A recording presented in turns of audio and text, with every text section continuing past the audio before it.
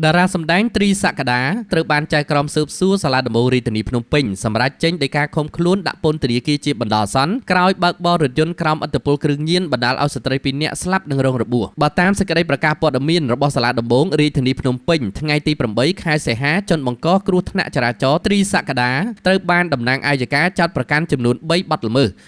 សទាំងនោះរួមមានប្រើប្រាស់គ្រឿងញៀនបើកបរក្រោមឥទ្ធិពលគ្រឿងញៀនបើកបរបណ្ដាលឲ្យអ្នកដទៃស្លាប់និងរងរបួសបទល្មើសទាំងនេះជាបទល្មើសព្រហ្មទណ្ឌដែលមានចែងនឹងផ្ដន្ទាទោសតាមមាត្រា83មាត្រា85នៃច្បាប់ស្តីពីចរាចរណ៍ផ្លូវគោកនិងមាត្រា45និងមាត្រា63នៃច្បាប់ស្តីពីការត្រួតពិនិត្យគ្រឿងញៀនដូច្នេះដើម្បីស្វែងយល់ឲ្យកាន់តែច្បាស់សូមធ្វើការស្វែងយល់ពីច្បាប់ទាំងនេះដូចតទៅមាត្រា45នៃច្បាប់ស្តីពីការត្រួតពិនិត្យគ្រឿងញៀនជនណាប្រើប្រាស់ដោយខុសច្បាប់នៅសារធាតុញៀនគ្រប់រូបភាពនិងធ្លាប់ទទួលរងនៅវិធានការព្យាបាលដោយបង្ខំត្រូវផ្ដន្ទាទោសដាក់ពន្ធនាគារពី1ខែទៅ6ខែជននោះអាចត្រូវផ្ដន្ទាទោសពីនៃជាប្រាក់100,000រៀលទៅ1លានរៀលថែមទៀត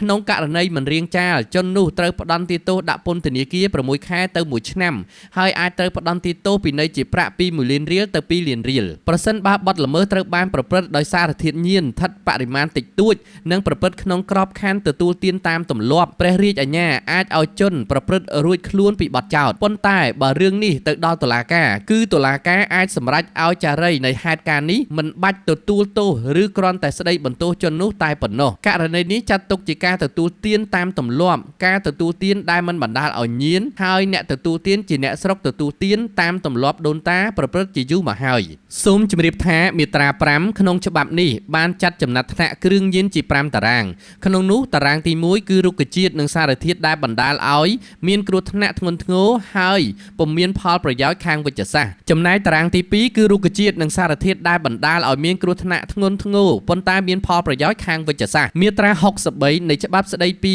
ការត្រួតពិនិត្យគ្រឿងញៀនមាត្រានេះចែងពីបទបើកបរក្រោមឥទ្ធិពលគ្រឿងញៀនបុគ្គលណាដែលបានបើកបរយានយន្តក្រោមឥទ្ធិពលគ្រឿងញៀនដែលខ្លួនបានប្រើប្រាស់ដោយខុសច្បាប់ទោះគ្មានសញ្ញាបង្ហាញឲ្យឃើញពីខាងក្រៅថាបានប្រើប្រាស់គ្រឿងញៀនក្តីក៏ត្រូវផ្ដន្ទាទោសដាក់ពន្ធនាគារពី1ខែទៅ1ឆ្នាំជននោះក៏អាចត្រូវទទួលទោសនៅទោសពិន័យជាប្រាក់100,000រៀលទៅ2លានរៀលប្រសិនបើឥទ្ធិពលគ្រឿងញៀននោះបណ្ដាលឲ្យប៉ះពាល់ដល់សុវត្ថិភាពនៃការបើកបរលើសពីនេះជនប្រព្រឹត្តត្រូវផ្ដន្ទាទោសដាក់ពន្ធនាគារពី1ឆ្នាំទៅ2ឆ្នាំនិងអាចត្រូវទទួលទោសបន្ថែមនៅទោសពិន័យជាប្រាក់2លានរៀលទៅ4លានរៀលក្នុងករណីការបើកបរបង្កឲ្យមានរបួសដល់អ្នកដទៃហើយបណ្ដាលឲ្យមានអសមត្ថភាពធ្វើការងារស្មើឬលើសពី8ថ្ងៃជនបង្កអាចត្រូវផ្ដន្ទាទោសដាក់ពន្ធនាគារពី2ឆ្នាំទៅ5ឆ្នាំនិងអាចត្រូវទទួលទោសបន្ថែមនៅទោសពិន័យជាប្រាក់4លានរៀលទៅ10លានរៀលក្នុងករណីនៃការបើកបរបង្កឲ្យមានរបួសដល់អ្នកដទៃហើយបណ្ដាលឲ្យពិការអចិន្ត្រៃយ៍ឬស្លាប់មាត្រា83នៃច្បាប់ស្តីពីចរាចរណ៍ផ្លូវគោក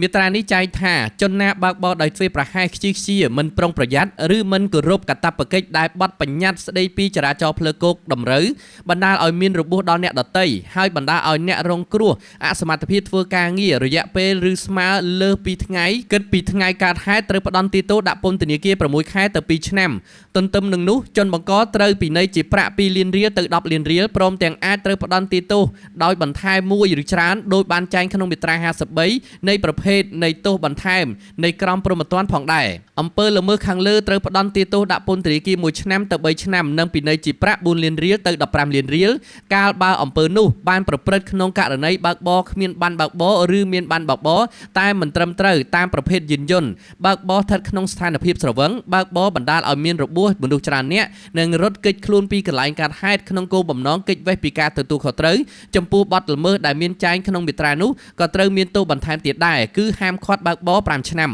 មាត្រា85នៃច្បាប់ដដែលចែងថាជនណាបើកបរធ្វេសប្រហែសខ្ជិះខ្ជាមិនប្រុងប្រយ័ត្នឬមិនគោរពកាតព្វកិច្ចដែលបទបញ្ញត្តិស្តីពីចរាចរណ៍ផ្លូវគោកតម្រូវបណ្ដាលឲ្យស្លាប់អ្នកដទៃត្រូវផ្ដន្ទាទោសដាក់ពន្ធនាគារ1ឆ្នាំទៅ3ឆ្នាំជាមួយគ្នានេះជនបង្កត្រូវពិន័យជាប្រាក់4លានរៀលទៅ15លានរៀលនិងអាចត្រូវផ្ដន្ទាទោសដោយទោសបន្ថែមឬច្រើនដូចមានក្នុងមាត្រា53នៃប្រភេទទោសបន្ថែមនៃក្រមព្រហ្មទណ្ឌអំពើល្មើសត្រូវផ្ដន្ទាទោសដាក់ពន្ធនាគារ2ឆ្នាំទៅ5ឆ្នាំនិងពិន័យ10លាន លានរៀលទៅ25លានរៀលកាលបើអ្នកបើកបរដោយគ្មានបានបើកបរស្ថិតក្នុងស្ថានភាពស្រវឹងបើកបរបណ្ដាលឲ្យមានស្លាប់មនុស្សច្រើនអ្នកឬរត់គេចខ្លួនពីកន្លែងកើតហេតុក្នុងគោលបំណងគេចវេះពីការទទួលខុសត្រូវចំពោះបទល្មើសដែលមានចែងក្នុងមាត្រានេះក៏មានទោសបន្ថែមហាមឃាត់ការបើកបររយៈពេល5ឆ្នាំសូមជម្រាបថានារសៀលថ្ងៃទី7កក្កដាមានករណីគ្រោះថ្នាក់ចរាចរណ៍មួយកើតឡើងនៅផ្លូវ598ប្រសពផ្លូវលេខ1126ក្នុងភូមិទំនប់ទី1សង្កាត់ភ្នំពេញថ្មីខណ្ឌសែនសុខករណីបង្កឡើងដោយតារាសម្ដែងត្រីសក្កដាពេលនោះរថយន្តបង្កបានឈប់រងចាំភ្លើងស្តុបបន្ទាប់ក៏បានបើកបររថយន្តថយក្រោយទៅបុករថយន្ត2គ្រឿងរួចបន្តបើកបរថយក្រោយរេចង្គោលទៅបុកម៉ូតូ1គ្រឿងអ្នកបើកបរម៉ូតូរូបនេះរងរបួសធ្ងន់ហើយអ្នករួមដំណើរដែលគេដឹងថាជាកូនស្រីស្លាប់បាត់បង់ជីវិតក្រោយពេលបញ្ជូន